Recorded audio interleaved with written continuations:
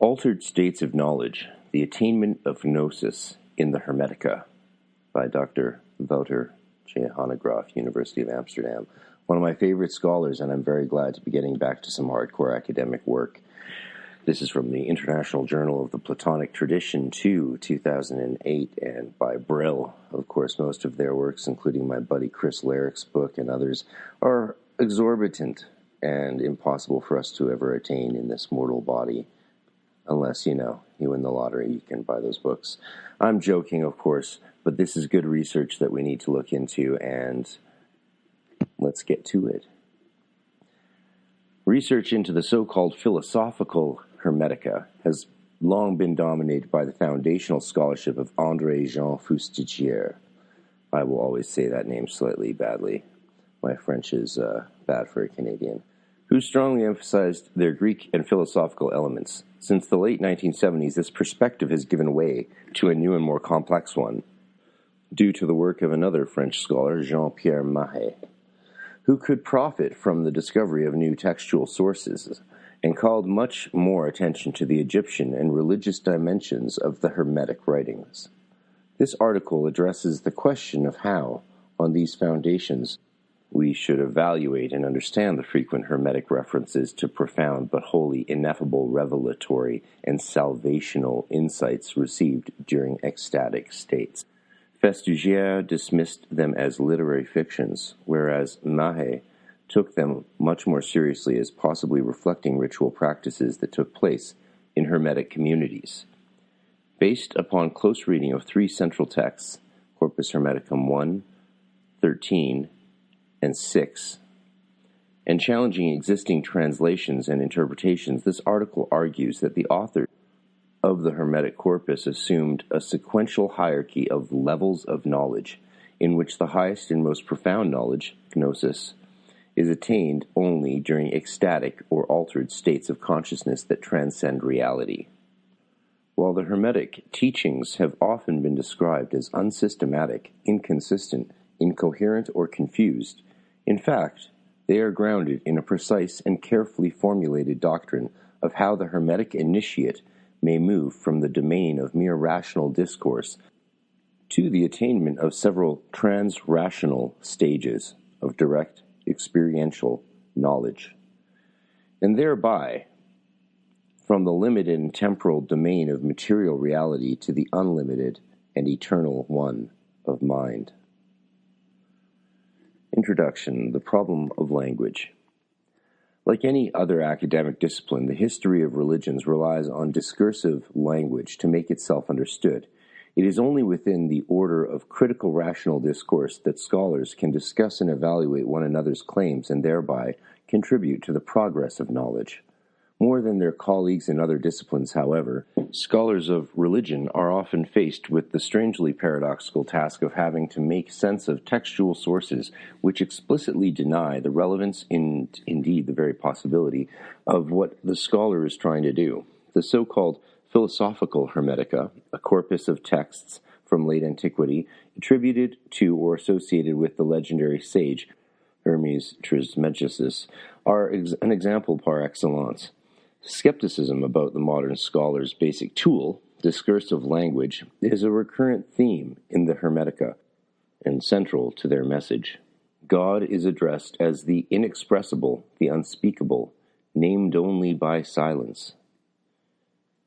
Note Corpus Hermeticum 131 on that. The one who cannot be expressed in words, and about whom nothing worthy can be said, because our speech is no match for him.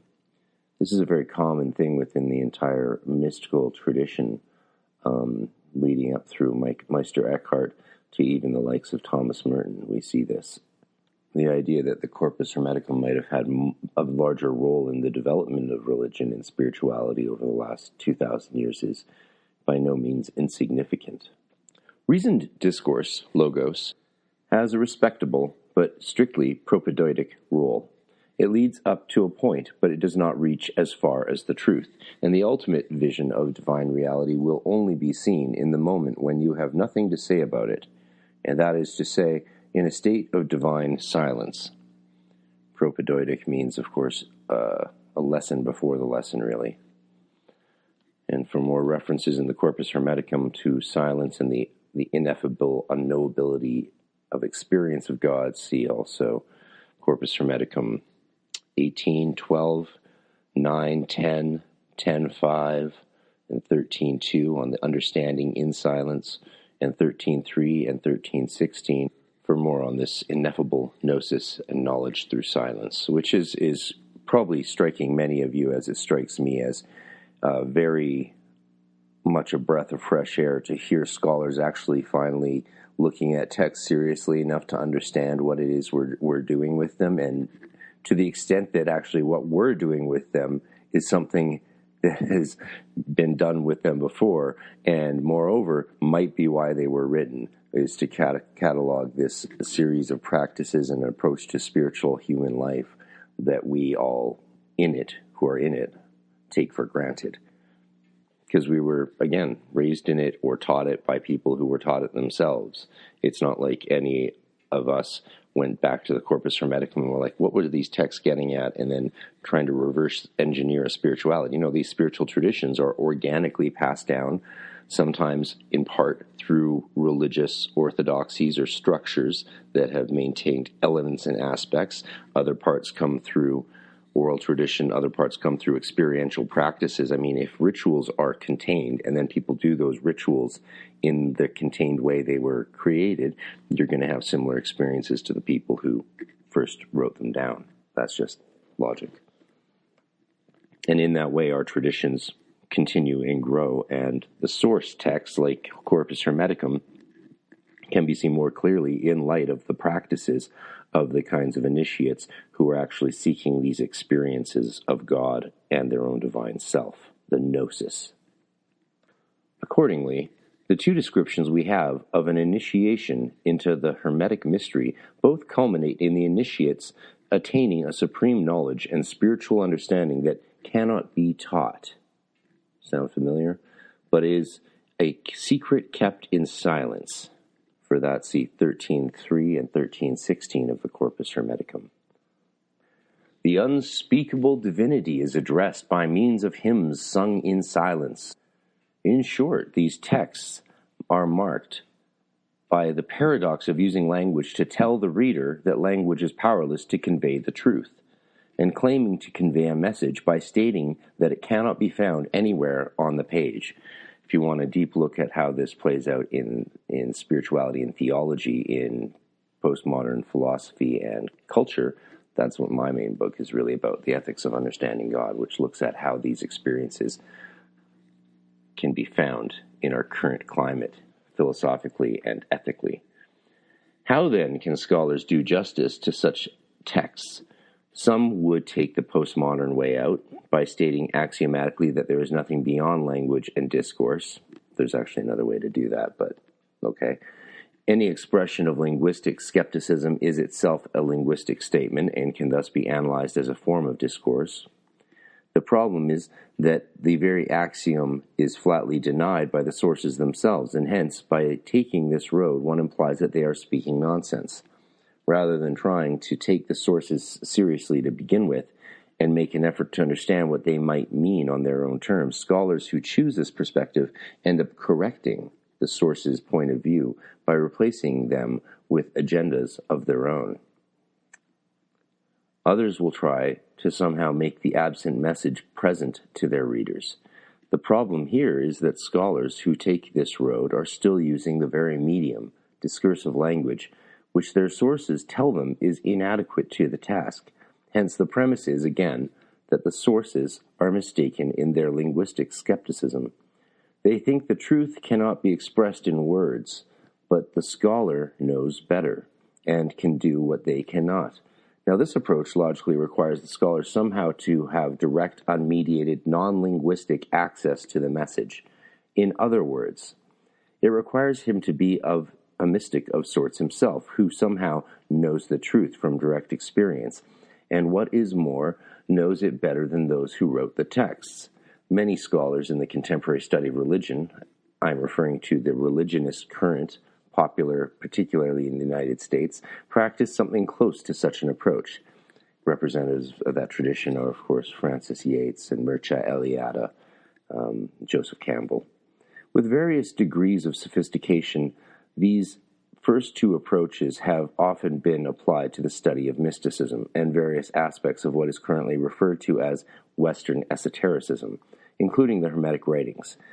Major scholars of the Hermetica, however, typically represent a third and different approach, that of erudite textual criticism and philology, on a basis of essentially descriptive historiography. The importance of such research can hardly be overstated. Without the impressive erudition and attention to linguistic detail that characterizes the work of scholars such as, notably, André-Jean Fustulgier and Jean-Paul Mahe. Undoubtedly, the two pillars of modern research in this field, any adequate understanding of the Hermetica would be simply impossible. But how does such scholarship, grounded as it is in the study of languages, deal with the Hermetic emphasis on the inadequacy of discursive language? The answer was formulated succinctly by Fustulgier in the very final lines of his Révélation de Hermès Trismégiste. L'historien ne sait que ce que l'on dit, il ne pénètre pas le secret de cœur. The historian, nice. The scholar knows only what he is being told. He does not penetrate the secret of the heart. With these words, Fustulgier formulated a basic principle of sound historical research and of the critical study of religion generally.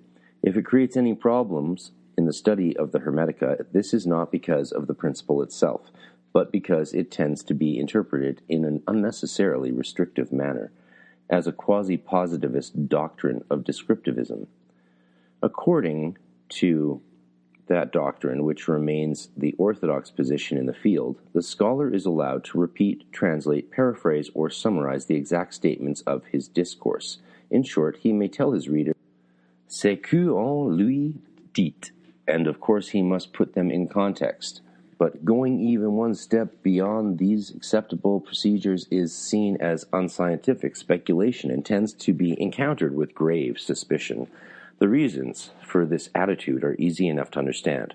Firstly, experts working on a very high level of linguistic and philological expertise naturally distrust those who do not have a similar background training, and they typically complain that comparativists and other general students of religion are not sufficiently aware of the technical problems involved, so that they end up building their houses on sand. You see this with Brian Marescu's Immortality Key that recently came out. That's what happens when you don't go beyond the limits of your own knowledge but build your house upon the ground that is the only ground you know and ignore the indicators to go beyond it.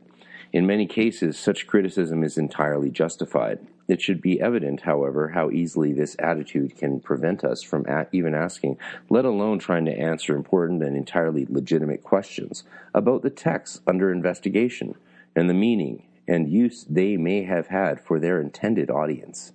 This is the hermeneutic question that I would like to always remind us of importance in understanding texts, is to not just interpret them to our own context, but to think of the context they meant originally. It is undoubtedly true that in these domains of research, no house can be built without a foundation of thorough text critical and philological analysis. But it is also true that foundations alone, no matter how solid, do not make a house.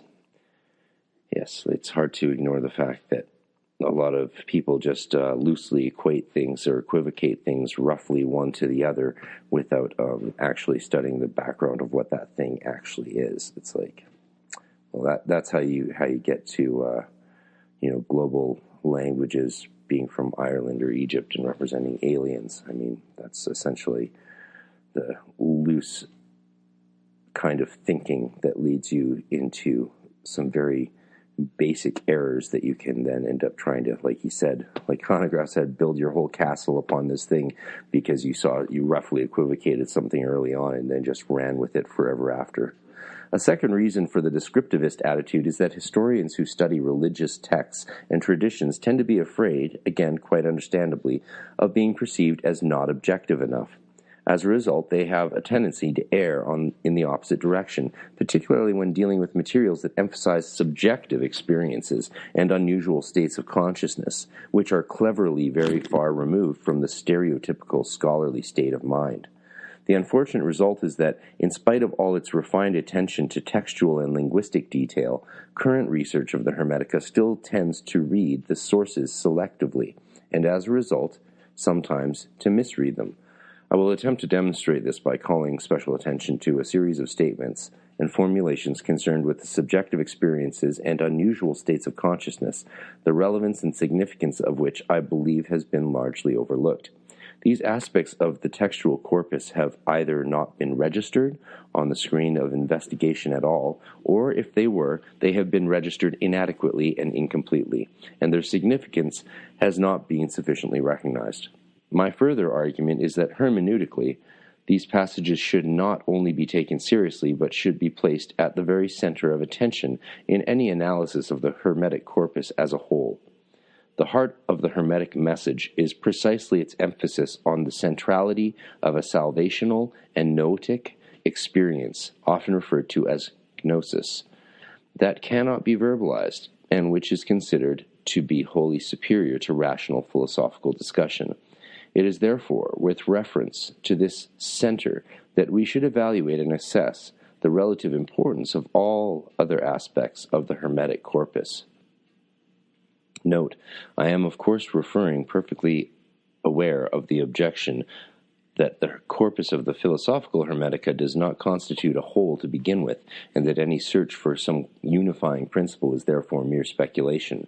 The fragmentary nature of the surviving corpus is obvious, but for reasons I will explain in the second section, I do not find the objection convincing either on textual or on theoretical grounds.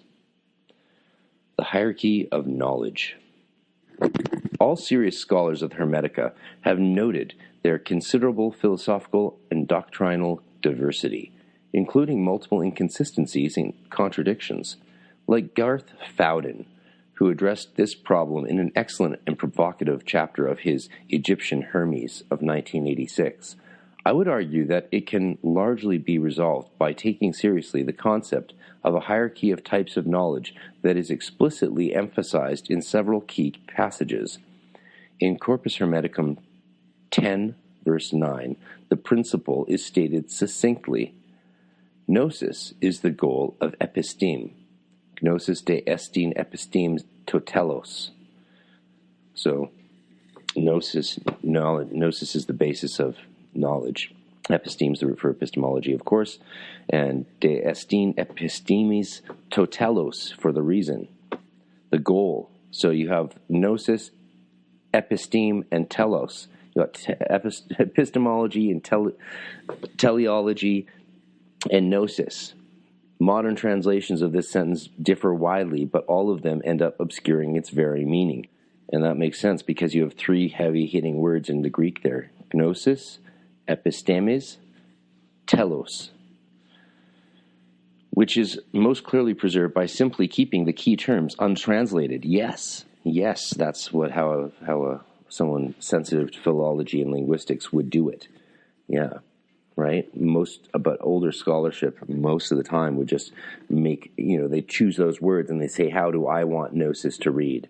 Do I want to read wisdom or knowledge? Do I want episteme to read? I mean, these words essentially often mean the same thing to most people. Gnosis and episteme. It's really tragic, the lack of philological knowledge behind most books that have been written on this subject. Foustagier has, for translation, la connaissance, elle, et l'achèvement de la science. The achievement of science is how he translates epistemes totelos. That's so far from what the words say. Copenhaver has knowledge is the goal of learning, where he discusses Fowden's translation along with some other options. Salaman, von Oyen, and Wharton have understanding is the fulfillment of knowledge. Okay. Quispel in his Dutch translation writes, Kennis is de Frucht van der geheime Wetenschap, thereby giving an unwarranted occult twist to the text. Nothing indicates that episteme or episteme means secret science, geheime Wissenschaft. In German, of course, is very similar. That would be Geheimnis Wissenschaft. Dutch and German are very close, like English. But yes, these sentences would be much more useful keeping the Greek terms gnosis, epistemes, and telos in their original language. Absolutely. The same hierarchy is explained and developed further in Corpus Hermeticum 9, verse 10. If you are mindful, and nuinti is the Greek, Asclepius, these things will seem true to you, but they will seem incredible, apista, if you are not mindful, aguinti. To understand, noese, is to have faith, pistoise, and not to have faith, apistasai, is not to understand, me noesai. Reason discourse, logos, does not get to the truth, but mind, nous, is powerful, and when it has been guided by reason, logos, up to a point, it has the means to get as far as the truth. In other words, although reason, logos, and faith, pistis, are necessary, the actual gnosis transcends both. The passage continues by stating that it is given to us by an act of God. And we will see how literally this was taken. From these and other examples, Fowden has concluded convincingly, in my opinion, that doctrinal variations reflect an intention that different successive levels or steps of spiritual enlightenment should provide access to different successive levels of truth about man, the world, and God. Note, a further excellent example is Corpus Hermeticum 13, verse 15, where Hermes tells Tat that Poimandres has transmitted to him, quote, no more than has been written down, because he knew that on my own I would be able to understand everything, to hear what I want, and see everything. In other words, during the final stage of the initiatory journey, the initiate has to leave rational understanding behind and trust his experience alone. And again, this experience is described as noetic, visual and auditory. So you just naturally know things in an overwhelming spiritual sense is how noetic is usually means. Although all three are to be understood in a higher sense, the reference is to true knowledge, vision, and hearing by means of superior powers of perception that have come with the purification or healing process described in Corpus Hermeticum 13, 8-9. Yeah, this is before the days of fluoride, right? Note also in Fowden, 1986, 103, I suspect that Fowden goes a step too far in applying this principle to all the writings linked to the name of Hermes, that is, including the so-called technical Hermetica, but important though this problematics is, it can be disregarded here. I love it when footnotes make note of something that can then be left behind.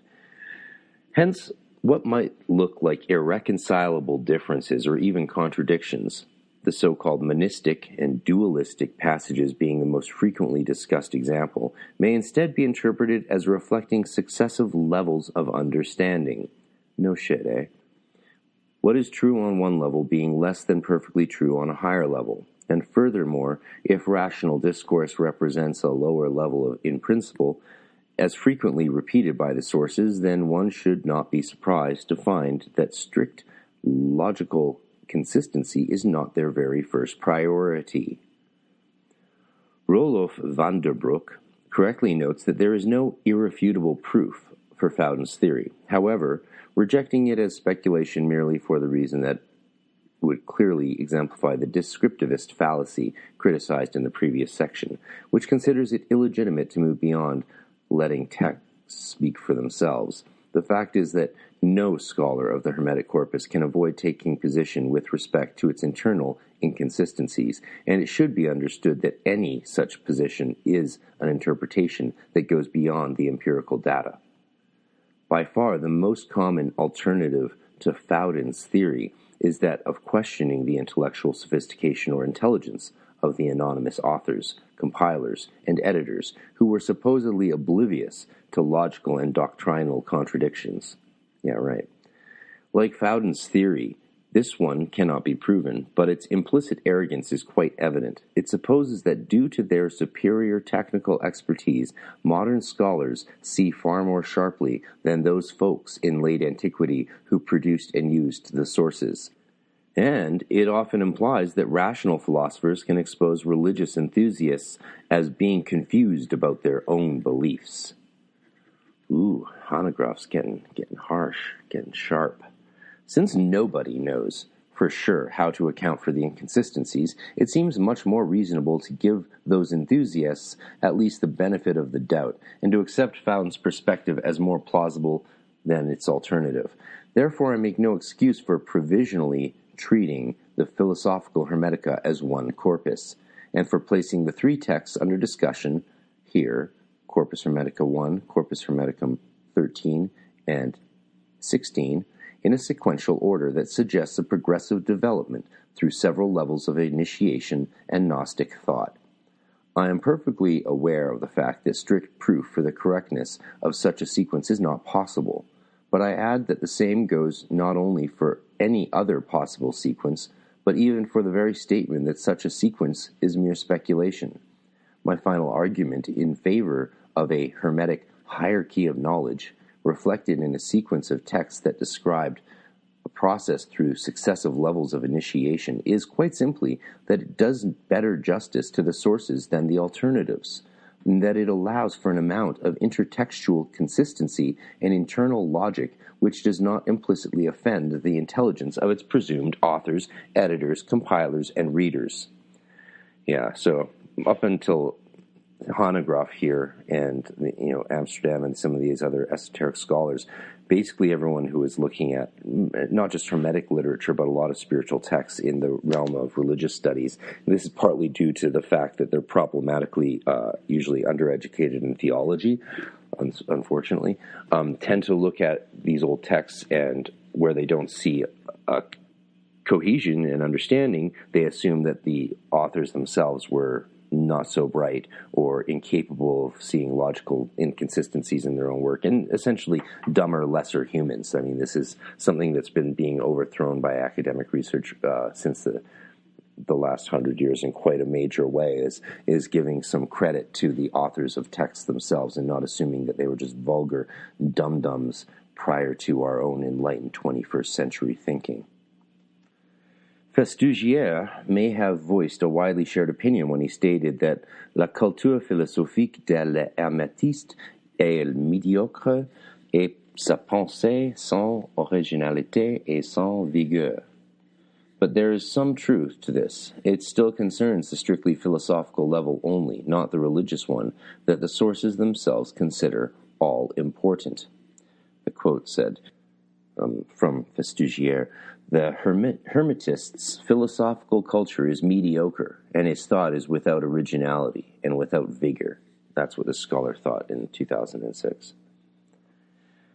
Poimandres, from didactic instruction to visionary teaching. I just also want to say, how amazing it is that Hanegraaff actually was willing to take that step and say, hey, maybe the fact that this monad and dyad contradiction is present in the same body of literature shows us something about the people that wrote that literature, compiled it. Maybe it tells us something about what they believed and what they practiced, rather than most other scholars, if not the entire intellectual Western world, looked at that contradiction and said, oh, so they were too stupid to realize that there's a contradiction between the monad and the dyad. Oh, well, we should discard these spiritual texts because these people were so intellectually inferior they couldn't even see a contradiction between monad and dyad. And Hanegraaff's the first one to come along and say, what if they're talking about successive levels of understanding, and what's true at the level beyond shows that the level below us is less true, and that in that way we are heuristically, as it were, progressing up a ladder like Jacob, from lesser knowledge to greater knowledge. We have this beautiful saying in the Kabbalah that below the supernal sephirot, duality appears as contradiction, but above the supernal sephirot, or sphirot, they appear as unity. Contradiction appears as unity. So below and above the abyss of da'at, of where knowledge lives, things are different. And that's what the Hermeticum could be read to be saying.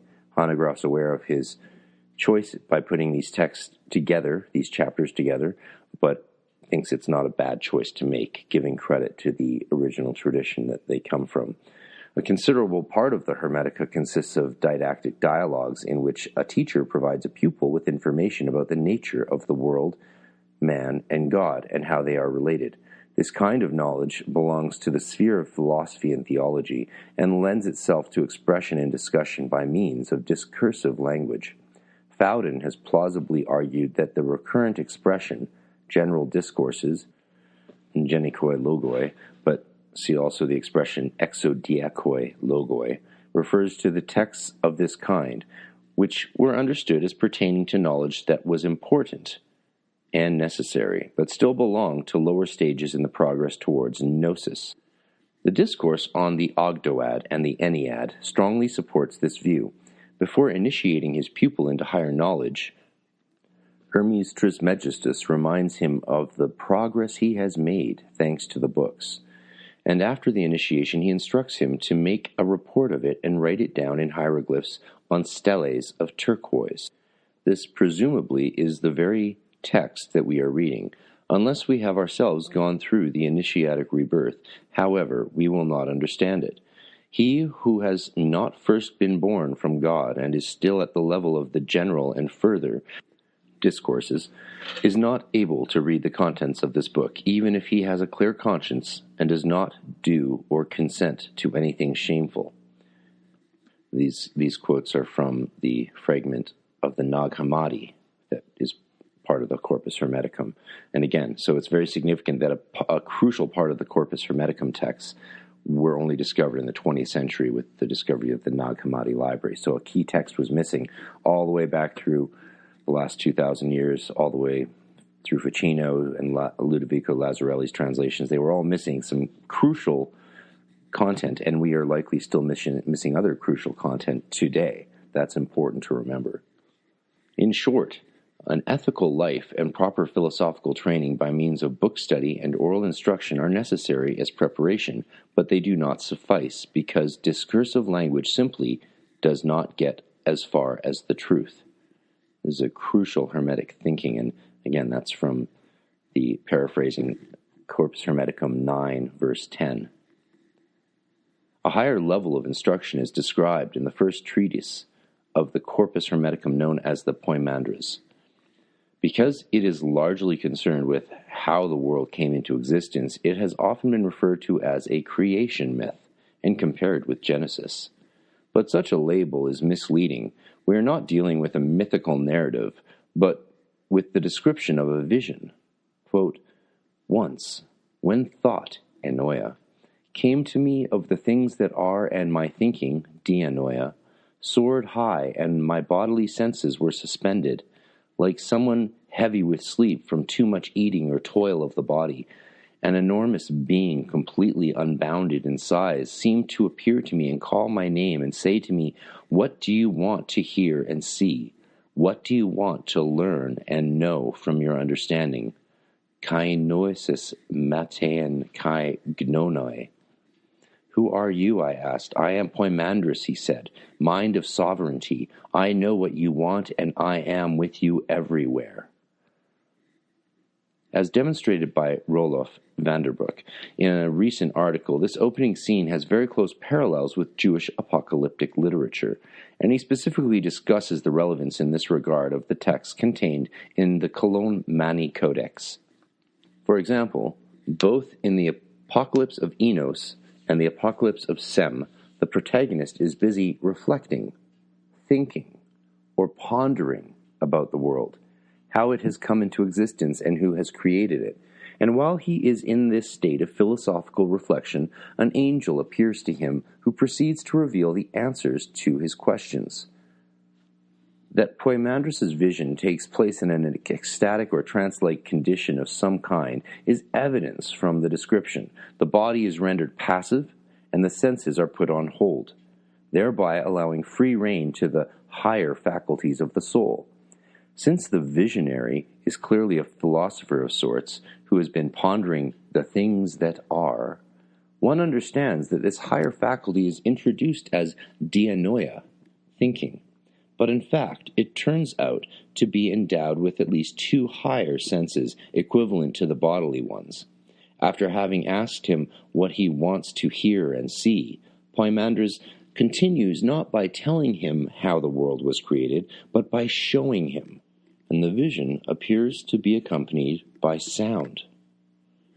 Actually makes me think of the auditory elements that are so overwhelming if you do DMT or other intense similar entheogens, or even just ecstatic ritual work without distractions like music corrupting your experience. It's really important to do ritual work and to do these things without music, because music will mask or obliterate the actual music of the spheres and the sounds that you can hear auditorily in your soul from leaving the silence that is God. The silence is God. You need to leave that there so God can speak. If you're playing music or have people around you making noise, then what are you even doing? The Hermetica consistently state that apart from normal bodily sight, there is a higher faculty of vision, referred to as the eyes of the heart or of the mind. The true nature of the regenerated man is perceived only by this higher faculty. By gazing with bodily sight, you do not understand what I am. I am not seen with such eyes. One of the problems we always have with scholars and scholarship is that you generally still have this prevailing rejection en masse that humans have different experiences, and that people on mystical paths of initiation and practice have any valid experience at all that a scholar or academic wouldn't have is outright discarded and not considered even a possibility amongst most academic researchers. If that was in fact a protege of mine that showed this Dr. Wouter Hanegraaff the LBRP for the first time at his apartment in Amsterdam, and Hanegraaff was apparently unimpressed, and I said to my old student when we talked on the phone, I said, what did you expect? I mean, you think you can just get up and do like the LBRP or ritual work and have some onlooker or some passive participant be amazed? They don't know the visualizations, which is the majority of the work. The vibratory techniques might surprise, but more likely scare people or make them think it's laughable. And they haven't had any of these initiations, so they don't have the foundation upon which these ritual practices can ignite with things and structures within the sphere of our sensation. And so they're not igniting anything within the sphere. It's like playing music for a deaf person and then being, well, like, how did you enjoy that? They don't have the prerequisites for that knowledge, just like the Corpus Hermeticum says. It's a problem actually described in the text itself that we're looking at. By gazing with bodily sight, you do not understand what I am. I am not seen with such eyes. I wasn't impressed the first time I did the LBRP or Middle Pillar. I was surprised that they seemed to do something unlike most of the Wiccan rituals and Druidic stuff I had been practicing from books as well. But when I did those, it seemed, okay, something else is going on. Maybe there's a bit more juice in them. But it was repeated practice, devotion, initiation, contemplation on a daily basis that actually gave these things power and brought me up to being able to see without eyes. It seems of the utmost importance to me to note that the Poimandres contains two successive visions within the vision, and that they are squarely linked to the two parts of the question that the visionary asks of Poimandres. I wish to learn about the things that are, to understand their nature, and to know God. Corpus Hermeticum 13.3, and also compare that with Corpus Hermeticum 7.2. In response to the first part of the question about the nature of the things that are, Poimandres himself changes his appearance, and the visionary sees an unlimited expanse of clear and joyful light, for which he spontaneously experiences feelings of love. He then sees how a frightening snake-like darkness appears, watery and smoking like a fire, producing a wailing roar and emitting an inarticulate cry. This call is answered by a holy word, logos hagios, that comes from the light and descends on this dark nature, physis. Poimandres now gives an explanation. The light, Poimandres, and mind are all one and the same reality, and this reality is the visionary's God, your God, hosos theos. And what is more, the visionary's own mind is one with it. The light-giving word is the Son of God, and is therefore also the son of the visionary's own mind, and it is due to this faculty that he is able to see and hear. It seems to me that a distinction is implied between God, the Father, as the ultimate divine reality on the one hand, and his perceptible manifestation as the visionary's God, Poimandres, on the other. God, the Father, as he exists in and of himself, remains wholly transcendent, and at the end of the Poimandres he will be formally thanked and prayed to. Poimandres, as the divine mind and light, in contrast, is the visionary's own mind and light. Presumably, it is only as such that the ultimate God reveals himself. Note, to prevent any misunderstanding, Hanegraaff says, I do not mean to suggest that there are two separate gods. Rather, a distinction is suggested between the unmanifest and the manifest sides of God, not unlike what we find, for example, in medieval Jewish mysticism, as summarized by Gershom Scholem. Quote, the Zohar expressly distinguishes between two worlds, which both represent God. First, a primary world, the most deeply hidden of all, which remains insensible and unintelligible to all but God. The world of Ein Sof, also called often the limitless, and secondly, one joined into the first, which makes it possible to know God. The two in reality form one in the same way, as the coal and the flame, that is to say. The coal exists also without a flame, but its latent power manifests itself only in its light. Scholem, 1961. So here we have the Kabbalistic understanding that the veils of negative existence contain God or conceal God. The Ein Sof is God that we don't know, that we can't know. And the tree of life is the manifested God from the limitless light that we can know, but both are equally God, right? It's a similar thinking to Trinitarianism, which people make a much bigger deal of, oh, how can I possibly understand this? It's like, get your head on straight, come on. The real thing I would criticize, though, here in this note by Hanegraaff is he jumps directly from the texts here to the Zohar, medieval Jewish mysticism, to find the next example of this kind of thinking, and skips over the entire contemplative Christian tradition, which also held that kind of thinking the entire time. So, again, you have scholars of religion just wholesalely ignoring the entire religious history of the West and focusing in on something popular like Jewish mysticism and Kabbalah to explain interpretations of thought, rather than a prevalent mystical tradition you have in Christianity that was alive and well throughout this entire time. You don't need to go to the Zohar to understand this kind of thinking. You can find it in Meister Eckhart, who really does represent a tradition of Christian mysticism that has been alive and well the entire time and is more prevalent today than it ever has been. It's just ignored because we like to look at the worst examples of everything. From such a perspective, hosos theos in the Poimandres would be the divine fire, knowable to the visionary as Poimandres. But this visible manifestation does not exhaust the infinity of God. Poimandres' short explanation leads up to a second visionary episode, or vision within the vision, the significance of which I believe has tended to be overlooked in previous scholarship. This is why Hanegraaff rocks.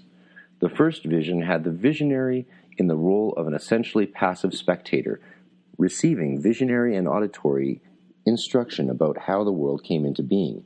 The second one, however, which answers the question of how to know God, is introduced by a forceful appeal to the visionary. He must now fix his mind on the light and get to know it. He must now fix his mind on the light and get to know it. Note in Corpus Hermeticum 1:6, alla de noe to fos, whereas Nock and Fustagier write, fix ton esprit sur lumière, Schopenhauer writes, understand the light. Hanegraaff says, I consider this unfortunate. The sentence must be seen in connection with the vision that follows, in which the visionary and Poimandres do actually gaze fixedly into each other's eyes.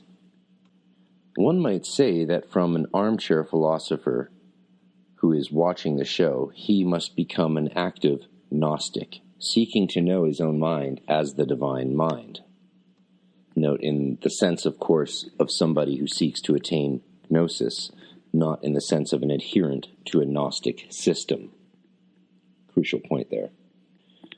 This confrontation with his very own essence is impressively described as Poimandres and the visionary fixing each other with their gaze for a long time. Quote, fix your mind on the light, then, and get to know it. After he said this, he looked me in the face for such a long time that I trembled at his appearance. But when he raised his head, I saw in my mind the light consisting of powers beyond number, which had become a boundless cosmos. The fire, contained and subdued by a great power, had received a fixed position. This I perceived in my mind due to the words of Poimandres.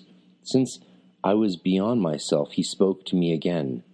In your mind you have seen the archetypal form, the pre-principle that exists before an infinite beginning. It's beautiful. And from Corpus Hermeticum 1, 7 through 8, in view of Van der Broek's reference to Jewish apocalyptic literature, it is suggestive to compare this with the passage such as found in, for example, 2nd Enoch. But I have gazed into the eyes of the Lord like rays of the shining sun, and terrifying the eyes of a human being. See quotation and discussion in Elliot Wolfson, 1994. Again, as always, I say, read Wolfson, read Moshe Adel. They're the preeminent Kabbalistic scholars of the day. And both actually very good. Like, brilliant. Later we will see the initiate into the Hermetic mystery exclaiming, I see myself. From the passage just quoted, it is clear that such an exclamation should be taken not metaphorically, but quite literally. Poimandres is the light, and therefore, if he tells the visionary to fix his mind on the light, the latter responds quite logically by looking into Poimandres' eyes. But because the visionary's mind is, as we have seen, one with the divine mind, both being nothing but light, this means no less than that the visionary is, paradoxically, looking into his own eyes. The subject experiences the object as being itself the subject, a dazzling experience of groundlessness that quite understandably brings the visionary beyond himself with fear. Groundlessness is something Heidegger addressed in the Ungrund, and I talk a lot about that in my book. When Poimandres finally lets go of his gaze, the light that is the visionary himself turns out to have become a boundless cosmos, the archetypal reality before an infinite beginning. The spatial temporal cosmos in which he finds himself turns out to exist as a limitless and eternal reality inside himself. Again, the true nature of existence presents itself as a dazzling paradox. It should be obvious that discursive language and logical rationality, logos for short, indeed cannot reach as far as a truth of such a kind. In analyzing the Poimandres, we should not allow ourselves to be misled by the fact that quantitatively the bulk of it consists of verbal commentary and discussion, whereas the two visions are presented in Corpus Hermeticum 1, 4 through 5, and 7, respectively. Throughout Corpus Hermeticum 8 to 26, Poimandres explains the visions at length and answers the visionary's questions about them. Important and interesting though these discussions are, for spelling out the contents and implications of the vision, they are not themselves supposed to contain the truth. They consist not of gnosis, but of talk about gnosis. From this perspective, I suggest that Nock and Festugière's subdivision of the Poimandres, which has been adopted by many later scholars, is fundamentally misleading. They saw the text as consisting of a short introduction, 1 to 3, a revelation consisting of a cosmogony, 4 through 11, an anthropology, 12 to 23, and an eschatology, 24 to 26. the apostolic mission of the prophet, 27 to 29, and the final prayer, 30 to 31. Such a subdivision has the effect of reducing the Poimandres to a conventional philosophical treatise while marginalizing or suppressing its central emphasis on gnosis as distinct from mere rational discussion. Instead, I suggest the following subdivision, which highlights Corpus Hermeticum 1, 4 through 7 as the centerpiece of the text. 1. Opening of the vision, 1 to 3. 2. Two questions answered by two visionary episodes, 4 through 7. 3. Commentary on these episodes, 8 to 26. 4. Apostolic mission and personal transformation of the visionary, 27 to 30. 5. Final prayer, 31 to 32. Final prayer, or properly called doxology. A few words finally about these two short final sections. And first, let's note there is no particular reason to call the visionary a prophet, as done by Knock and Festugière. He makes no predictions about the future, but calls on his listeners to wake up to the true nature of reality and of themselves. Furthermore, Corpus Hermeticum 30 is not about the mission at all, but about what the experience has done to him personally. On this aspect, see my following discussion. Having finished his explanations, Poimandres joins with the powers. The visionary comes to himself, gives thanks to God the Father, and begins to proclaim the message to mankind. We must wake up from our state of spiritual sleep and drunkenness and take our share in the immortality that is our birthright. CH 128. Some turn out to reject the message, while others take it to heart. As for the visionary himself, he has gained permanent access to another and higher state of consciousness. Quote, "The sleep of my body had become sobriety of soul. The closing of my eyes had become true vision. My silence had become pregnant with good." Thus, normal waking consciousness is compared with drunkenness and sleep, and opposed to the soberness and clarity to which he gains access in another than the normal waking state. If we translate hotoi somatos hypnos simply as sleep of the body, as done in all the modern editions, we interpret the visionary as stating that he sees the true reality simply when he falls asleep. But how convincing is this really? We have seen that the vision of the Poimandres occurred during a state when the visionary's bodily senses were suspended, like someone heavy with sleep. Thus, that state is presented as similar to, but not identical with, normal sleep, and indeed most commentators have interpreted it as an ecstatic state of some kind. Now, if sleep of the body is mentioned again at the very end of the text, it suggests that the vision of truth has now become a regular phenomenon in the visionary's life. This leads us to either one of two possible readings. We can assume that the entire vision took place in a dream, and that now, whenever he falls asleep, he again sees the light. The initial dream vision has become a recurrent dream.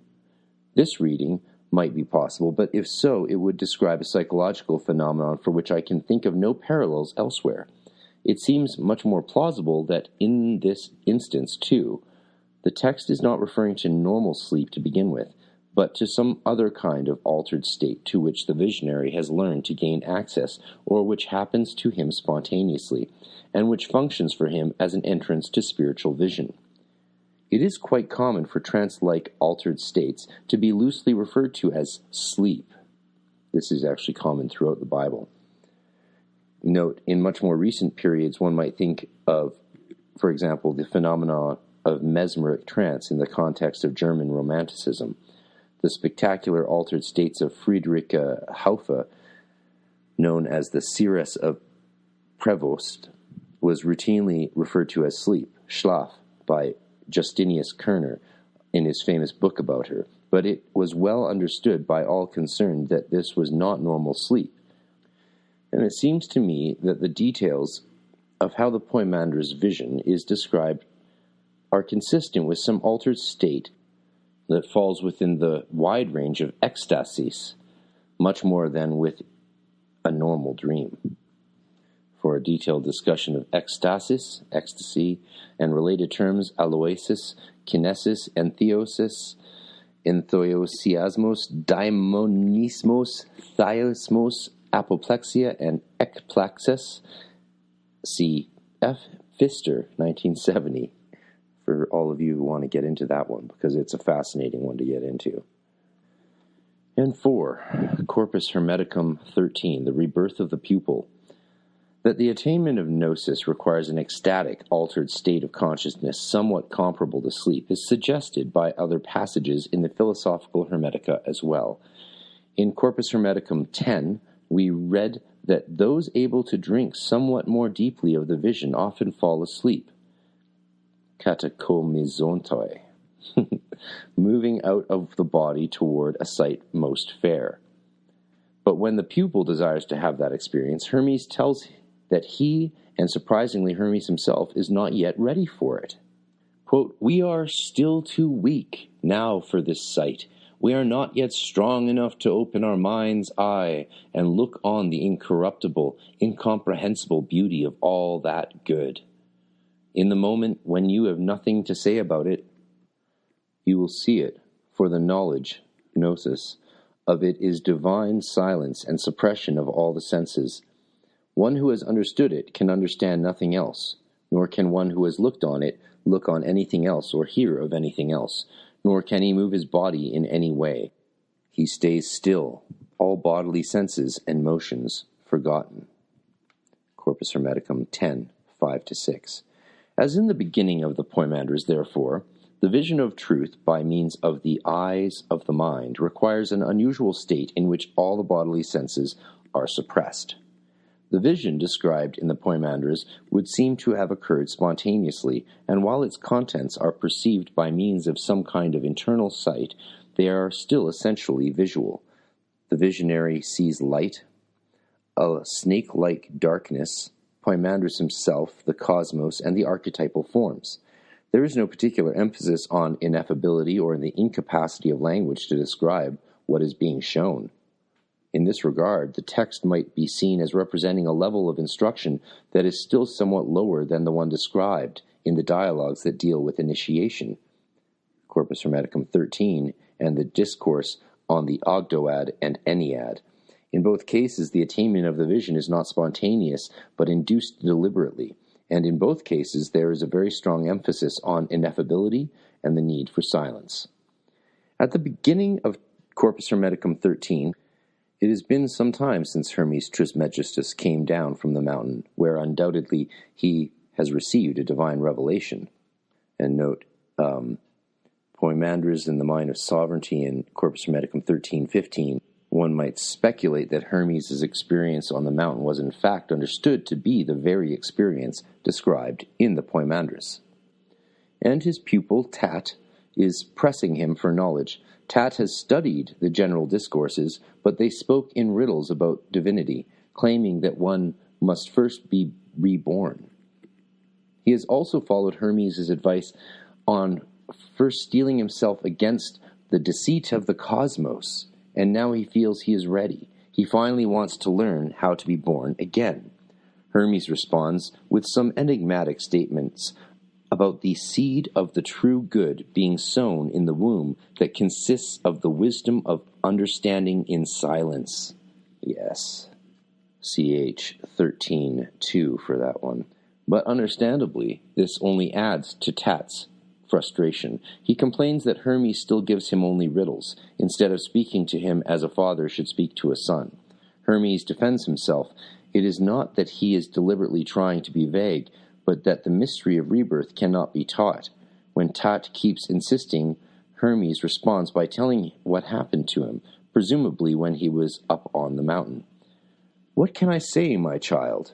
I have nothing to tell except this. Seeing within me an immaterial, aplaston, vision that came from the mercy of God, I went out of myself into an immortal body, and now I am not what I was before. I have been born in mind. This thing cannot be taught, nor can it be seen by this fabricated element through which it is possible to see, i.e., the bodily eyes. Therefore, I no longer care about that composed form that used to be mine, i.e., my physical body. Color, touch, or size I no longer have. I am a stranger to them.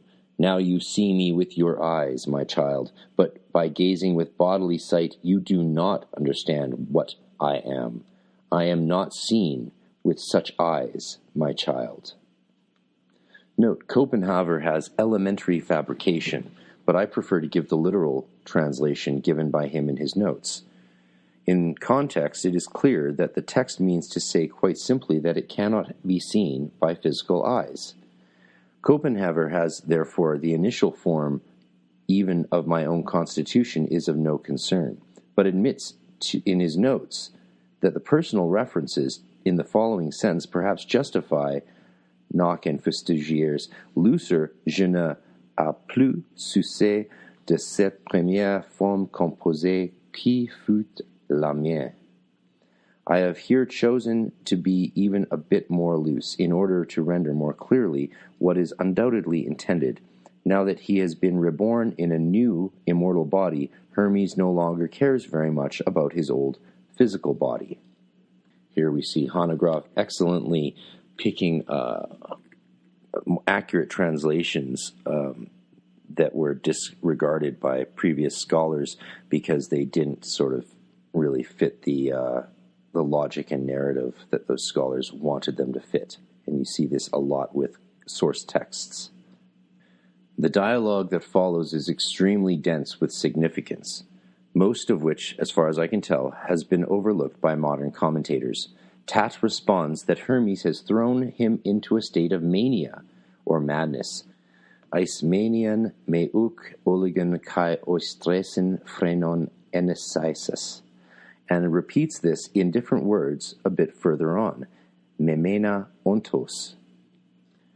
The risk for modern readers is to take this too lightly, as a mere expression of amazement, a bit like somebody reacting to an impressive statement by exclaiming, "Wow!"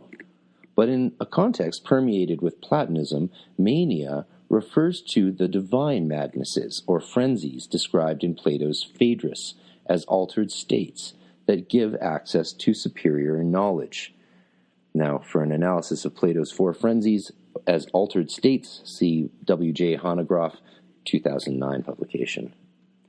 We should therefore take Tat's statement literally, not as a mere exclamation, but as an observation about something that is happening to him. Hermes' words have powerfully affected his state of mind. This is borne out by Hermes' reaction. Tat says that in this state of mania he can now no longer see himself. And Hermes takes this as a hopeful sign that his pupil might indeed be experiencing an ecstatic altered state, similar to the one he has just been describing. Sounds a lot like the state of, annihilation in the Ein Sof, or similar to one that we experience on ecstatic journeys, or even psychedelic ones like 5-MeO. His formulation confirms what I said above about sleep-like states that are no real sleep. My child, could it be that you too would have passed out of yourself, as happens to those who are dreaming in sleep, but then in full consciousness? Sort of a lucid dreaming thing going on here. In Corpus Hermeticum 13, verse 4, Hanegraaff notes, my translation combines elements from Copenhaver, Fustugier, and Quispel. What's great is we're getting a composite translation put together from every source up till present by Dr. Hanegraaff here for the purposes of really getting at what this text might have meant to the people that used it. Yay! Awesome. Tat repeats that Hermes has thrown him in a speechless stupor. But although he is no longer in the state in which he was before, and note on that, the formulation ton prin apolethtis phrenon leaves much space for interpretation. Copenhaver has bereft of what was in my heart before. Festugier has ayant perdu mes esprits. He still sees Hermes' external body the way he saw it earlier. This seems to surprise him, presumably because he had expected that his new mode of consciousness would allow him to perceive Hermes' regenerated body.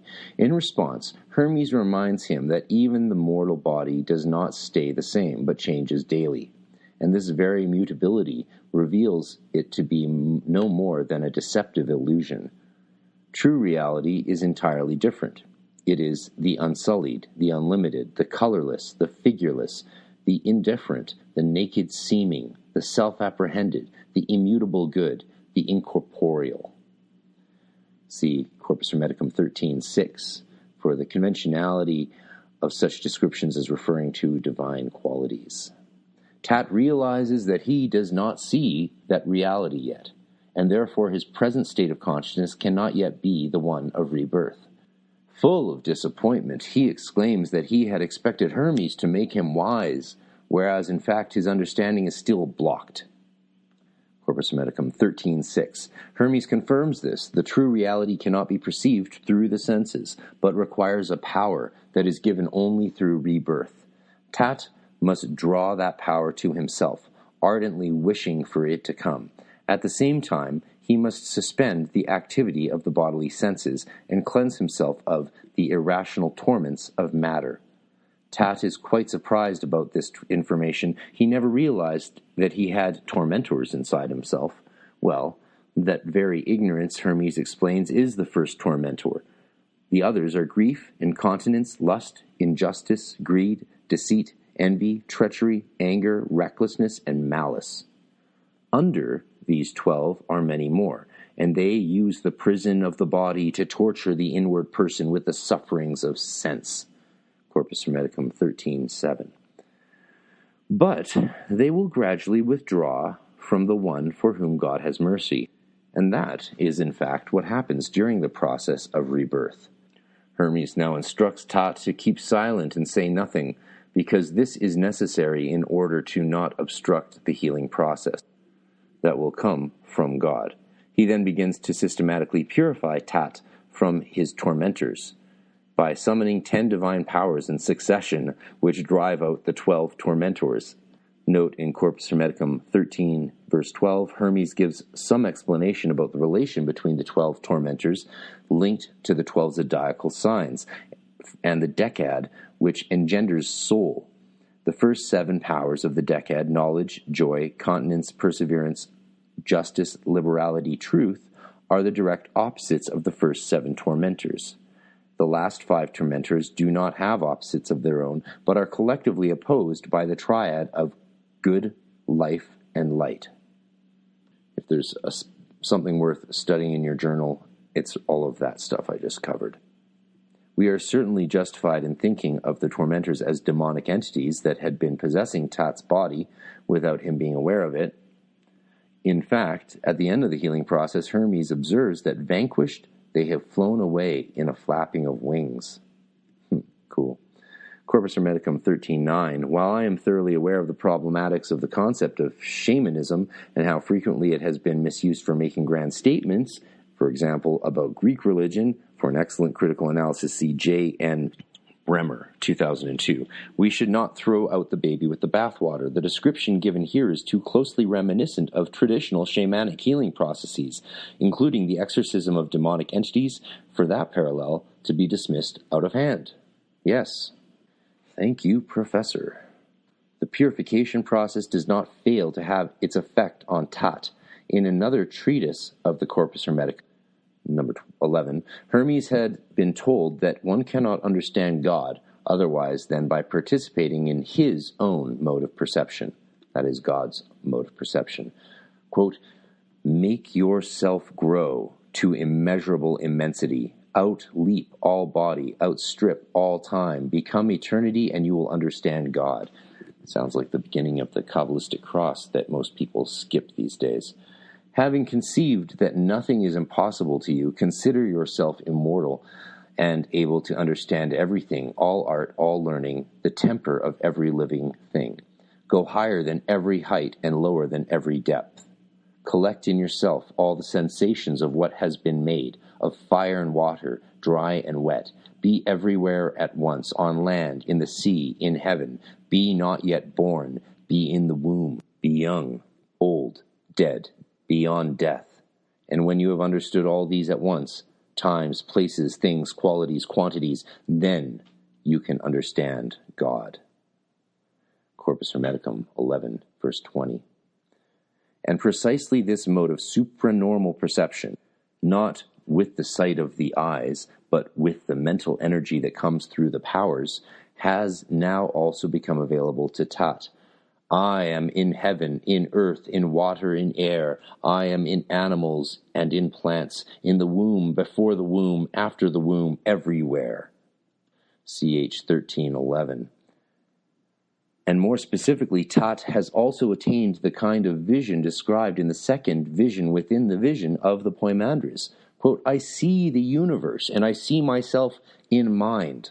Hermes confirms that this kind of vision, which no longer pictures things in three bodily dimensions, is what is meant by rebirth.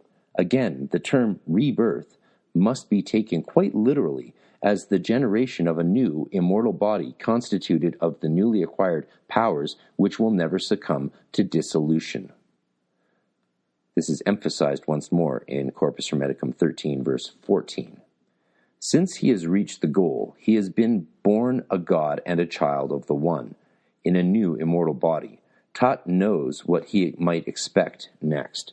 His new body is constituted not of matter but of spiritual powers, and should therefore be able to rise above the 7 planetary spheres of which the cosmos is constituted, and thus attain the 8th sphere. Poimandres had described this to Hermes as the final stage of the initiatic ascent.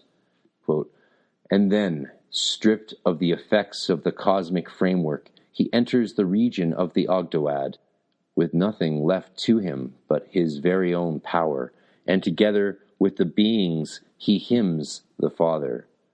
Those present there rejoice about his arrival, and having become like his companions, he also hears certain powers that exist above the region of the Ogdoad, hymning God with sweet voice. And then, in well-ordered procession, they rise up to the Father, surrender themselves to the powers, and, having become powers themselves, enter into God. Such is the happy end for those who have received Gnosis, to become God. CH 126. Tat therefore tells Hermes that he wants to hear the hymns of the Ogdoad. Hermes approves of his pupil's haste to leave his mortal body behind, but reminds him that Poimandres has transmitted to him only what has been written down. The secrets of the final stage cannot be taught.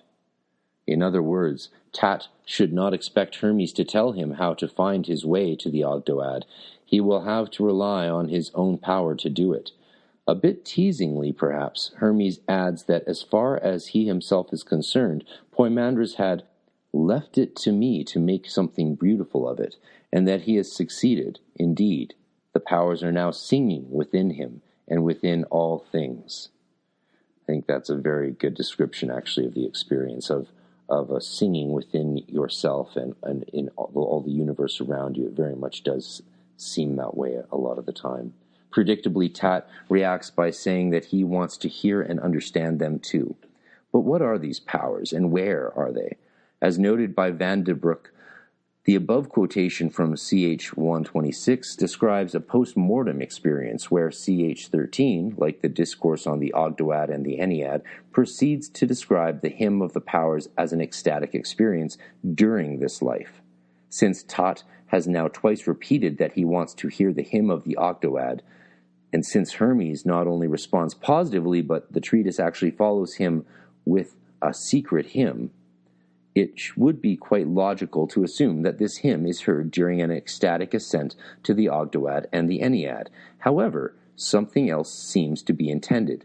I would argue that in the final part of Corpus Hermeticum 13, Tat does not actually gain access to the Ogdoad yet, let alone to the Ennead. Rather, Hermes is giving him a foretaste of that experience by allowing him to listen to the 9, not 10 as will be seen, powers that have driven out the 12 tormentors, and that are now seeing, not up there above the 7 spheres, but within himself and in all things. Admittedly, the difference is a very ambiguous one, and perhaps deliberately so, because the text keeps suggesting that the external cosmos, paradoxically, or if one wishes, holographically, exists inside the visionary's own mind, and that the powers are of the same nature as the visionary himself. But nevertheless, when powers are mentioned in the concluding part of Corpus Hermeticum 13, this consistently refers to those that have driven out the tormentors.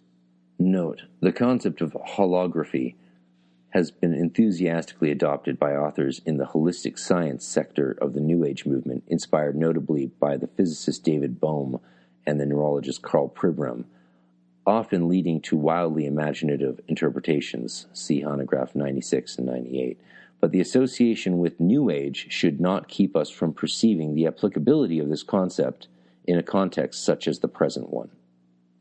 In response to Tat's request, Hermes proceeds to sing a hymn of praise in which he addresses those powers within himself, asking them to sing a hymn to the One and the universe. He introduces this as follows: "Be still, my child. Now hear a well-tuned hymn of praise, the hymn of rebirth, which I had not thought to reveal so easily, if you had not reached the very end. It cannot be taught, but is a secret kept in silence. Therefore, my child, stand in the open air, face the south wind when the setting sun descends, and bow down in adoration. When the sun returns, bow likewise toward the east. Be still, my child." How should we imagine this scenario? Hermes is certainly not just bursting out in song on the spot.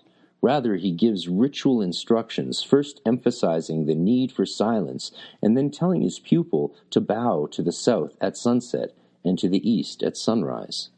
Furthermore, Hermes is not singing with the normal bodily voice, nor is he heard by Tat's bodily ears. We should remember that ever since Tat was purified of the tormentors, the two interlocutors have been communicating on the level of their new, transfigured, immortal, and invisible bodies. Hence, there is no inconsistency in the fact that a hymn is sung and heard, and yet it all happens in silence, and it would follow that the text of the hymn, as given in Corpus Hermeticum 13, verse 17 to 20, should not be understood as a literal transcription. Finally, note that this hymn, sung in the mind by Hermes, should not be confused with the hymn of the powers within him. Of the latter, no description is given at all. Hermes begins by addressing the universe, the earth, the trees, the heavens, winds, and planets, to pay attention because he is about to sing a hymn to their creator, who is the mind's eye. Ho tu nu ophthalmos. Then he addresses the powers within him, asking them to sing to the One and the universe. Note that the decad of Corpus Hermeticum 13, 8-9 seems to have changed into an ennead, for perseverance is not mentioned, but this could be a simple copyist's error. And apparently they respond to his call. This is what the powers within me shout. They hymn the universe. It's important to remember, for those listening, that the hymn and hymning, I keep saying, is H-Y-M-N. It's sometimes why I pronounce the N at the end, hymn, so you just know, because not everyone will take that for granted unless you're in church every Sunday singing your hymns. Yeah. Again, about the Song of the Powers itself, no further information is given, but it is implied that Hermes and Tat are both hearing it. When the hymn is finished, Tat says that he has copied it or noted it down in his cosmos. It's a fascinating way of looking at it. But Hermes corrects him. He should say, in the world of his mind, or in intelligible cosmos, and toi noetoi. Presumably, this is to emphasize the difference between what happens in the material cosmos and what happens on the transfigured level where the hymn has been sung. That's really cool. There's a difference between what happens in the material, physical world and what happens on the transfigured level where the hymn has been sung. Freaking cool. Tat's mind is now completely illuminated, and he likewise wishes to send praise to God. Hermes warns him not to be too rash or heedless, but is reassured by Tat that he will only be saying what he sees in his own mind. He then briefly asks God to accept his offerings in gratefulness for the gift of rebirth. Corpus Hermeticum 13 ends with Hermes reminding Tat that he must keep silent about the miracle of rebirth and tell no one about it, a perfect example of the paradox of secrecy, which is broken in the very act of being emphasized. The ascent to the Ogdoad and the Ennead.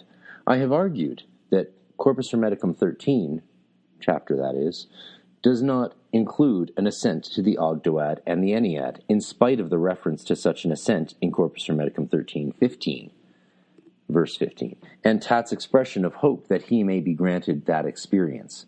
When Tat was purified of his tormentors and reborn in an immortal body, he attained the cosmic vision described in Corpus Hermeticum 11, verse 20. But clearly this vision was still limited to the region of the 7 planetary spheres, for otherwise he would not have expressed a wish to hear the hymns of powers in the 8th sphere. Rather than hearing those hymns, however, what he got to hear was the song of the 9, or 10 powers within Hermes and himself, and in any case he might hear them sing, but nothing in Corpus Hermeticum 13 indicates that he saw anything. This changes with the second Hermetic initiation, known to us, first discovered at Nag Hammadi in 1945, and of revolutionary importance for our understanding of Hermetic religiosity. And by that he means how those who actually believe or follow this text perceive it. So my approach here, for example, would not be considered an academic approach to this text. It would be considered one of religiosity, because I actually consider this text to be somehow of relevance to my own spiritual life, which you can't have if you're doing independent academic study. Like Hanegraaff, for example, does not consider this text to have importance to his own spiritual life. So therefore he's free of the sin of religiosity, whereas you and I are probably guilty of it if we're listening to this podcast. That doesn't mean we can't take and look at things scholarly and academically. It just means that this can be seen in 2 ways for us, right? Note, the untitled treatise known as the Ogdoad and the Ennead was first translated by J.M. Robinson, 1988. Hanegraaff says he has mostly used French translation with Coptic original by J.P. Mahe, 1978, and the very recent Dutch translation by R. van der Broek, 2006, with extensive commentaries that also take into account other editions by Dirkse, Brashler, and Parot, 1979. Quotations refer to pages of the Nag Hammadi manuscript. As is well known, Mahe's 2-volume study focusing on the Nag Hammadi Hermetica and the Armenian Hermetic definitions, Mahe 1978 and 1982, has revolutionized research in the field, leading the Greek-centered classicist paradigm, like Murarescu's The Immortality Key that just came out, linked to the name of Festugière, to be replaced by a new one that fully acknowledges the Egyptian and religious dimension of the Hermetic literature. Amen. So just to recap that, this changes with the second Hermetic initiation known to us, first discovered at Nag Hammadi in 1945, and of revolutionary importance for our understanding of Hermetic religiosity, the short but fascinating treatise known as the Discourse on the Ogdoad and Ennead. The unnamed pupil in this treatise begins by reminding Hermes that the day before he had promised to lead his intellect first to the 8th and then to the 9th sphere. Hermes reacts to this with a word of caution. The promise was made only insofar as such a thing lies within the range of human possibility, and only on the assumption that the pupil has properly integrated the teachings of the preceding stages. He goes on to explain the basic process of spiritual generation, or rebirth, from the divine power. Hermes had received spirit, and this means that he has quite literally been made pregnant by the power. That is, the spirit functions here as a kind of spiritual seed. The energy of that spirit he then transmitted to his pupil, so that the higher insight or understanding is now present in the latter. And of course, we do know from other research, especially highlighted in Chris Bennett's book, Drug, Sex, Violence, and the Bible, that there was a lot of Gnostic cults that transmitted their spiritual seed through sexual acts from teacher to student. Yes, from cock to mouth, as it were. Yes, this was a common practice among certain Gnostic sects. Thus, the pupil has been born from Hermes as one of his spiritual sons, for Hermes has brought forth many children, who are therefore the pupil's brothers. It is important to realize that whereas Corpus Hermeticum 13 describes the rebirth of the pupil, the discourse on the Ogdoad and the Ennead begins at a point where the pupil has already been reborn. This is a quite straightforward argument in favor of a sequential order describing successive levels of initiation. First, Hermes, together with the pupil and his sons, will pray to God to give him the spirit to speak. Such a request for inspiration is not unusual, as noted by Vanderbroek, but in view of how the initiation is about to develop, I suggest that the word inspiration must be taken quite literally. During the initiation process, a higher divine power will be speaking through Hermes' mouth, from where he can transmit the life-giving word to his pupil. In contemporary parlance, Hermes will be channeling the divine. Some initial support for such a reading can already be found in the passage immediately before the prayer. The pupil says, "The efficacious power of what you have spoken I will receive from you, Father." And even more suggestive, Hermes says that they will ask for the gift of the eighth sphere to come to them, so that each of them will receive what he needs. You, the gift of knowledge, me, on the other hand, to be able to speak from the fountain that wells up in me. Indeed, we will see that this exactly describes the respective roles played by Hermes and the pupil during the initiation. Then follows the prayer, Nag Hammadi, 6:55-57. Hermes' lengthy opening invocation need not be discussed here in great detail, but begins by calling attention to God's supreme divine attributes, including the fact that he is named only in silence. An interesting note on earlier when the student said efficacious power, Hanegraaff notes, inter alia, I am thinking here of a parallel in Corpus Hermeticum 16, verse 2, about the operative power of the Egyptian language, as opposed to the empty speech of Greek philosophy. For the Greeks, O king, have no words that are fit only for practical demonstrations, and that is the philosophy of the Greeks, a mere noise of words. But we are not using words, but sounds of great power. On this rather commonplace opposition, see also the footnote in A.D. Nock and A. Festugière, 91-92, and more. This is an essay you'll keep coming back to for some of you scholars out there and lovers of the Corpus Hermeticum and initiation practice and all that. I've drawn heavily from it for a revision of an old piece that I'm putting out, and yes, but you should hear the whole thing. It's wonderful. Check this out. This first part of the prayer ends with a string of mysterious words and vowels that represent God's secret name. Zog, Zak, Thazo, Ao, Eo, Eo, Eo, O, Zoza, Zoth. Nag Hammadi Library, 656. Hermes then asks God for the gift of wisdom, since he and his sons have been living in piety, have been following his law, and have done everything to be granted the supreme vision.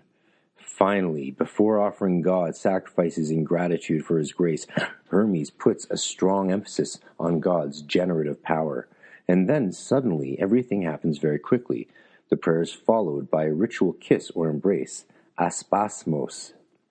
And fun about aspasmos, in view of the earlier emphasis on spiritual procreation as basic to the initiatic process, a parallel with the Gospel of Philip is highly suggestive. For it is by a kiss that the perfect conceive and give birth. For this reason we also kiss one another. We receive conception from the grace which is in one another. Nag Hammadi 2.3, which seems to have an immediate effect as noted by Hermes. The aspasmos has an immediate effect. Rejoice of this already from them. The power that is light is coming towards us. Note, according to Vanderbroek, it is not very clear what them refers to, and Mahe adds l'être supérieur. Mahe 75. I confess I find nothing puzzling about it. Hermes has been invoking the powers of the Ogdoad and the Ennead, and now they arrive, or at least their power does. Similar to what we saw in the Poimandres, God himself remains a transcendent mystery. So the prayer is silence. Then there's the end of the prayer, which is that long sequence of vowel sounds, bookended with divine names. And then there's a kiss or embrace, aspasmos. And Hermes says, rejoice of this already from them, and the power that is light is coming towards us. So already the power of the Ogdoad and the Ennead, the 8 and the 9, the power that is light is coming towards us. How interesting is that? So obviously it's tempting to say, look, it's the first two supernals of Binah and Chachma, understanding and wisdom coming to us. That's tempting to use this text for Kabbalistic interpretation, which is, that's very religiosity, but it's what we're doing here. That's interesting. So probably some of these groups took aspasmos further than others. For some it was a ritual kiss or a hug, and some it was like full BDSM cum guzzling. That was probably the case, because these practices weren't isolated, and they were done by different groups of Gnostics. So it's a hypothesis, and we're just having fun with it. Chill out, relax, it's snowing. The initiation is spectacularly successful. From one moment to the next, the pupil has passed into an ecstatic visionary state and starts to describe his experience. See, I bet this is how Zinc wishes things were in his day. There's ritual group leaders out there. There's occult leaders out there that you can see just loving to interpret this from a highly sexual paradigm. And, for those orgiastic groups that still thrive and strive and do their thing, good for you. More power to you. A problem in interpreting what follows is that we cannot know for certain which passages must be attributed to Hermes, and which ones to the pupil. Vanderbroek's numbering and commentaries imply, although he does not spell this out explicitly, that we are dealing with a continuous dialogue, rather than a few blocks of text for Hermes and the pupil respectively, as argued by Camplani. And I find this reading the most convincing by far. Of particular importance, in my opinion, is that the result is a conversation in which only the pupil is having a visionary experience, whereas Hermes' role is strictly that of a guide. Having initiated the pupil's experience by means of the kiss or embrace, he now comments on the pupil's exclamations and guides him through his experience. Presumably, he can understand the pupil's utterances because at his own initiation he has had the same experience, but nothing suggests that he is having that experience right now. If we follow this interpretation, the dialogue looks as follows. Pupil: I see, yes, I see unspeakable depths. Hermes: how shall I tell you, my son, of place? How shall I speak about the all? I am the mind. Pupil: I also see a mind that moves the soul. By a holy ecstasy I see him that moves me. You give me power. I see myself. I want to speak. Fear holds me back. I have found the beginning of the power above all powers. Who does not have himself a beginning? I see a fountain bubbling with life. Now a note on that I am mind bit that Hermes says. Mahe translates it as intellect, Vanderbroek as Geist, which is German Geist, or the root of the English word ghost, so spirit. In the present context, though, Hanegraaff argues mind seems the most logical translation, since the text uses the Coptic equivalent of nous, and because, as we have seen above, the discovery of the visionary's own nous is identical with the divine nous, which is light, is a constant feature everywhere. So, the depths that are suddenly perceived by the pupil are unspeakable, and indeed Hermes' commentary states that he cannot say anything about them. The divine mind, perceived by the pupil, which is the very fountain of life, turns out to be both Hermes' and the pupil's own mind. In other words, the experience is exactly equivalent to the second vision within the vision described in the Poimandres. And as happened in that case, when the pupil realizes that the divine mind is his own mind, so that he is literally looking at himself, his initial reaction is one of fear. No shit. The text continues, Hermes, I have told you, my son, that I am the mind. Pupil, I have seen. It is impossible to express this in words. Hermes, that's right, my son. For the entire eighth sphere and the souls that are in it, and the angels are singing their hymns in silence. But I, mind, understand them. Pupil, how should one sing those hymns? I see that speaking with you is not possible anymore. I keep silent, Father. I want to hymn you in silence. Hermes, yes, do so, for I am the mind. Wow, that's some serious Babe of the Abyss shit, isn't it? Oh. Good stuff. The text could also be translated as, I see another mind that moves the soul, as in Mahe. But like Van der Broek, I prefer this translation because it results in a more logical dialogue. And this stuff's repeated later again in the Nag Hammadi 6 throughout. So now that the pupil has had the decisive vision of mind as his own mind, he is about to express himself in the manner appropriate to souls that have attained the eighth sphere. And that would be, in Kabbalah, for you Kabbalists, going from Hesed, across the abyss of Da'at, to Binah. And this is done by means of silent hymns that are heard and understood only by an interior faculty of perception, which is fascinatingly parallel to even what Aleister Crowley in my podcast Eponymous Knowledge, or Magic Without Tears book talks about when he crosses the abyss, which is the practice of the neophyte, the grade sign of the neophyte being the tool to pass by Karanzan, the chatterer, and the voice, that dweller. And we pass through it in silence. That's how you cross the abyss. A sign of silence.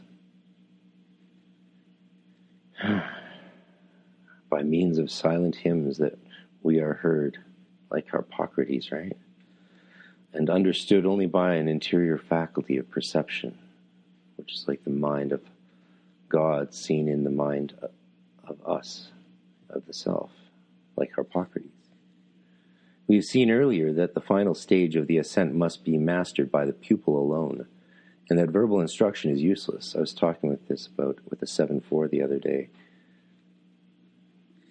and he was talking about how the work in the second order upper grades of 6-5 and 7-4, like one of the stages there is literally to make your own system and then attain the same thing you've achieved already, but through a new system. That's a fascinating feature, I think.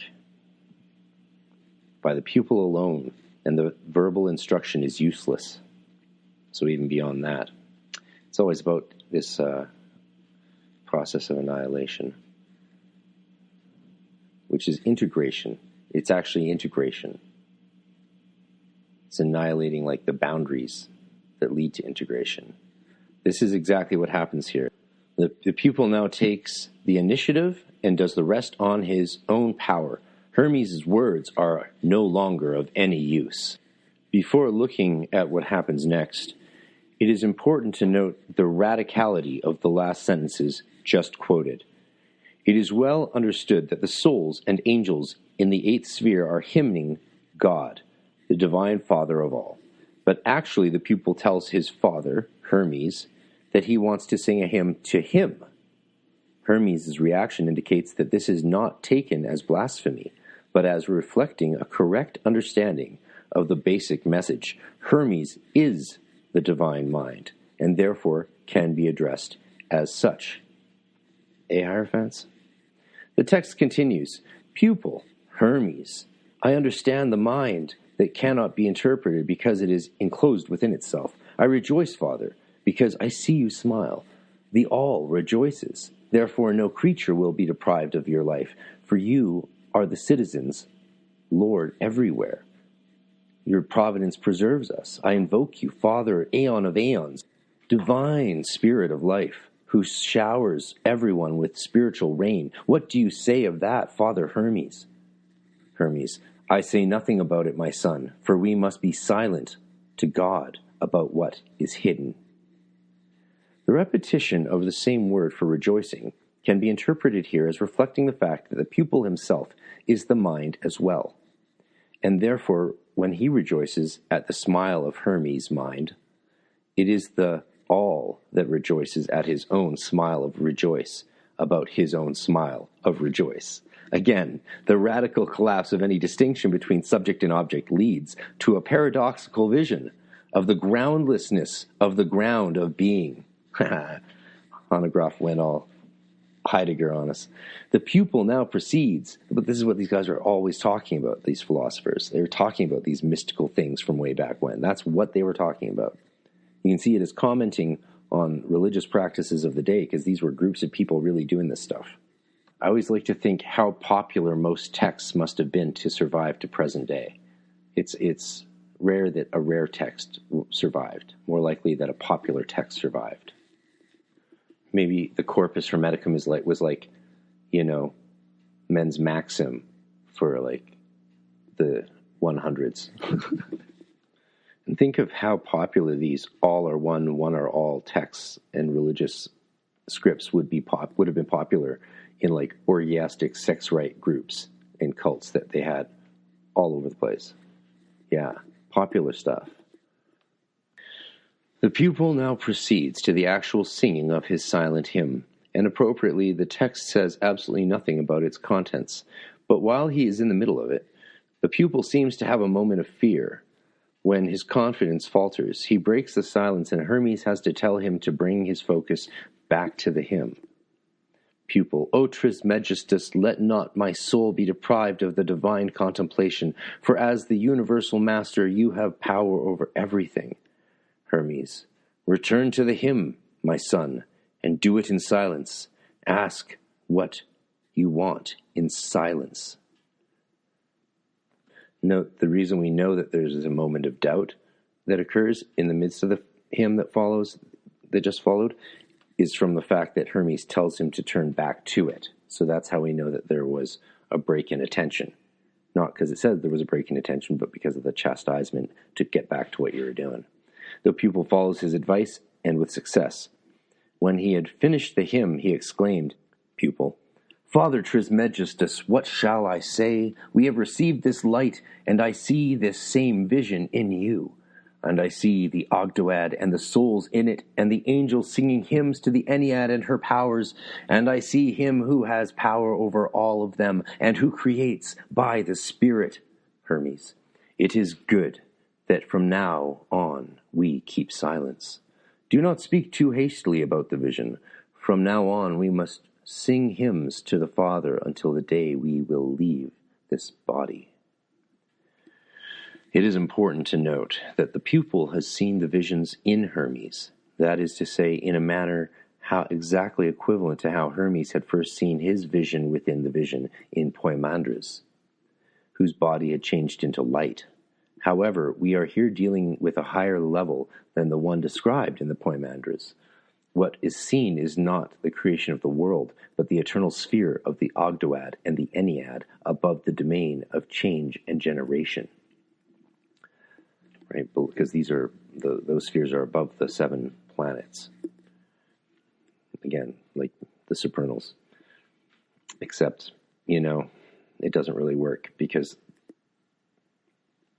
none of these things fit with Kabbalah. They don't. Don't ever think that these people were Kabbalists, right? Because other models fit just as well. You could put the Da'at situation and crossing in silence down with the paraket veil in Tiferet if you're doing a lot of Hermetic Kabbalah. Also, the 10 could be the Ein Sof, the infinite. That could be the 10th. And the Ogdoad and Ennead can be Chokmah and Keter. Like, there's different models of Kabbalah. So remember, it's just a system to help us understand experiences, not the goal is not to understand it as the experience. The Kabbalistic tree of life is not the experience you want to have. Nature, reality is the experience you want to have. The Kabbalistic tree of life might just help you understand some of those experiences and structure, especially initiatic spiritual journeys, in a successive way up that ladder of lights. The initiation has been completed. The pupil has now found peace and wants to thank God for having granted him the supreme vision he had been asking for. A distinction is implied between the silent hymn of contemplation that was sung during the ecstatic state of the Ogdoad and Ennead, and verbal hymns that may be addressed to God afterwards as signs of gratitude. Such a hymn is now sung by the pupil, and as a counterpart of the opening invocation that preceded the initiation, it again ends with a sequence of vowels. A, O, E, O, E, O, E, O, so on. That's again from the Nag Hammadi 6:60 to 61. The rest of the text is interesting but less relevant for us here. Hermes is instructed to write everything down in hieroglyphs on steles of turquoise, place them in Hermes' sanctuary at the right astrological moment, and protect the book with a apotropaic formula. Presumably then it is the text of this very book that we have been analyzing. Concluding remarks. The context of experience. We may readily agree with André Jean Festugière and later scholars about the philosophical inconsistencies in the Hermetica, but I can find no such inconsistencies in how the core message of the way towards gnosis is explained and described. On the contrary, there is a compelling internal logic to both theory and practice, and the three basic texts we have been analyzing, Corpus Hermeticum 1, 13, and Nag Hammadi 6, mutually complement and confirm one another even in regard to small details. In order to make this tight consistency visible, we need to place the three treatises in a sequence. The initial illumination leading to knowledge of the world and of God is described in the first one. This is followed by the process of rebirth described in the second, and the sequence culminates in a description of how the already reborn pupil is initiated into the eighth and the ninth. We are certainly not dealing here with a vague and irrational obscurantism that could be shrugged off as undeserving of close analysis. On the contrary, what we find is a very precise and carefully formulated doctrine of how one may move from the domain of rational discourse to the attainment of several transrational stages of direct experiential knowledge, and thereby from the limited and temporal domain of material reality to the unlimited and eternal one of mind.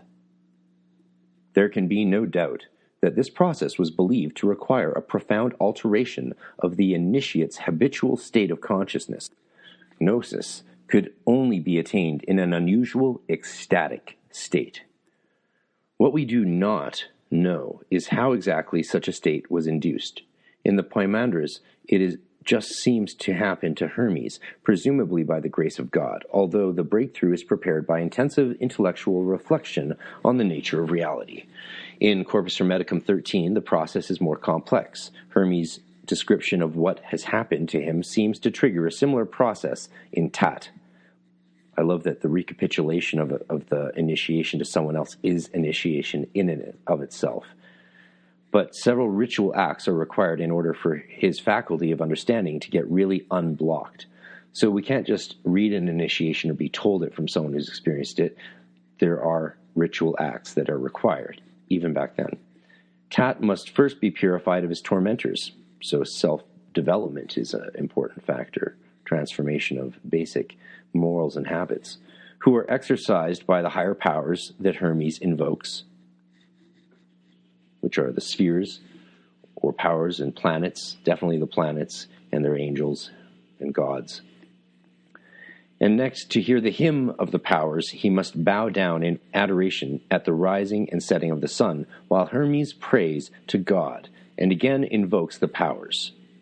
In the discourse on the Ogdoad and the Ennead, finally, the initiation is once more introduced by prayerful invocations. But now, the decisive alteration of consciousness seems to be triggered by a ritual kiss or embrace. Such descriptions cannot fail to lead us back, finally, to the vexed question of whether there actually existed organized communities of Hermetic devotees where such initiations were practiced, as has been forcefully argued, for example, by Jean-Pierre Marais, or whether the texts should be understood as no more than les mystériens, as argued by Festugière, who adopted the term, but not its intended meaning, from Richard Reitzenstein. Scholars have taken various positions with respect to that question, but the truth is that we do not know. I would suggest that the problem is not so much this fact in itself, to which we may simply have to resign ourselves, but the implicit assumptions that tend to accompany the two alternatives, and which create the impression that they are incompatible. If one reads the Hermetica as reflecting practices that actually took place, this still does not allow us to read them naively as a kind of first-hand eyewitness reports. For this, they are far too literary and composed, reflecting an evident intention of didactic use. And for regard in that discussion, see Vanderbroek 2006, which is interesting, looking at these texts as hymnals, in a sense, or liturgia. On the other hand, Festugière's concept of les mystériens, just the mysteries, is linked to another concept of his, that of literary fictions, chosen for the very title of the chapter in which he discusses ecstatic revelations. Yeah, he really thought all this stuff was a bunch of bullshit, and that no one ever did any crazy stuff like this. For us moderns, he writes, it is evident that descriptions of such revelations comportant aucun fond de vérité. And if people in the Hellenistic period believed in them, the only possible explanation is their limitless credulity. So the only chance there was of any people ever believing any of this stuff or thinking it was interesting or had any value is because they were totally stupid. This is the old mentality of scholarship. We are the evolved race best, anything that any humans have ever achieved, and they were a bunch of idiots. Hanegraaff says about the latter opinion, it is of course pointless to fight, but the idea that people cannot possibly have had such experiences and must therefore have invented them reflects a peculiar blindness on Festugière's part. No shit. Quite on the contrary, people have such experiences so frequently that they have been reported through all periods of history and all over the world. Therefore, if the Hermetica were intended as les mystériens, in some sense, and even if the accounts are fictional inventions, this implies neither that the experiences have aucun fond de vérité, nor that there were no communities that used them. It seems most plausible to me that the Hermetic treatises originated in loosely organized circles or networks of people in the educated milieus of Hellenistic Egypt, who were convinced that experiences like these were possible, and which almost certainly included at least a few people who had had them themselves, or were having them on a regular basis.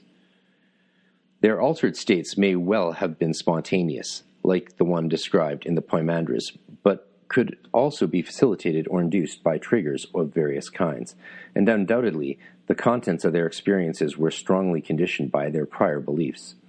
The various contents as well as the internal logic of their belief system allowed them to define quite precisely what one could expect to happen during the higher and ultimate stages of the progress towards gnosis, to which they must all have aspired.